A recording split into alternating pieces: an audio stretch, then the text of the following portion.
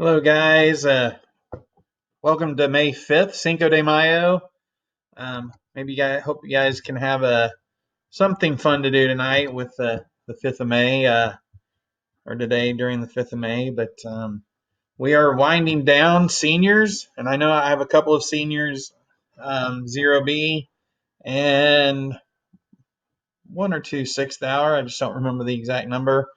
Guys, this is your last thing you need to do. The 6th is your last day, so I want you to turn in the attendance for tomorrow. You don't have to do the 80s web quest, which is the assignment, but you do need to do the attendance check.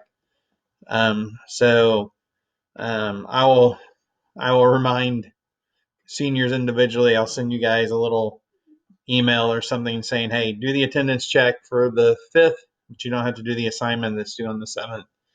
But anyway, seniors, I am going to be up at the senior celebration on Wednesday. So if you guys drive through to get your cap and gown and stuff, hope to see some of you guys up there. All right. So before talk about what I want you to do for tomorrow, I was going to go through the questions here over Jimmy Carter.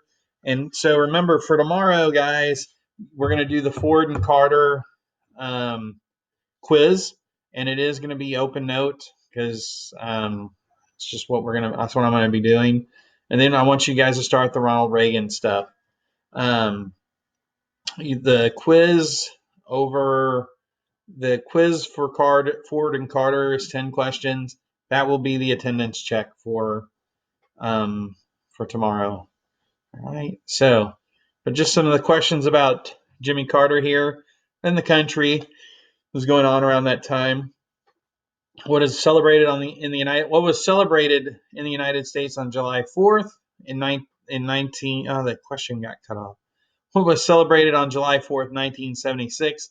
It was the bicentennial of the United States. It was our 200th anniversary since the signing of the Declaration of Independence. Who was Carter's vice president? It was a man named Walter Mondale. He would run for president in 1984 against Ronald Reagan and have one of the worst defeats ever in the history of presidential elections. He won Minnesota and Reagan won the other 49 states. So close election in 1984, close. What countries did Carter broker a peace deal with in 1978? It was Israel and Egypt. And what was the name of that agreement? It was the Camp David Accords. And Jimmy Carter would actually be awarded the Nobel Peace Prize for negotiating that treaty between Egypt and Israel. And Egypt and Israel have not fought another war since then. So that treaty has actually lasted. Israel's not had such good luck with other countries in the Middle East, but they have not fought a war with Egypt since the Camp David Accords were signed. What major waterway did the Senate vote to turn over to Panama on December 31st, 1999? It was the Panama Canal. The United States built it under when Teddy Roosevelt was president or started, and then decided that they would give it back to Panama since they decided that the U.S. did use trickery and deception to kind of steal that piece of land and build the canal there. What was the name of the nuclear power accident that happened in the United States in 1979? It was 3 Mile Island. It was our first nuclear power plant meltdown in the United States. And that was one of Carter's big pushes, was to switch to nuclear power because it was cleaner, better for the environment. And then we had a nuclear meltdown, and it kind of scared everybody about using nuclear power to replace coal and everything. All right. The Iranian hostage crisis, which is what your ed puzzle video is over, and that is due by the end or by class time tomorrow. And several of you have done it, some of you have not, but remember, it's really easy. Just watch the video, answer the questions as they pop up. The Iranian hostage crisis was a result of the Shah of Iran being allowed to enter the United States. Carter allowed him in because he was suffering from cancer to get treatment. That upset the Iranians, who wanted him returned to Iran to face trial, and they stormed the U.S. Embassy and took Americans hostage and held them hostage for 444 days. What country did the Soviet Union invade in 1979? Afghanistan. Many people claim or call Afghanistan that was the Soviet Union's Vietnam. It was their longest war that they never were going to be able to actually win. In response to the invasion above, Carter organized a boycott of what major worldwide event?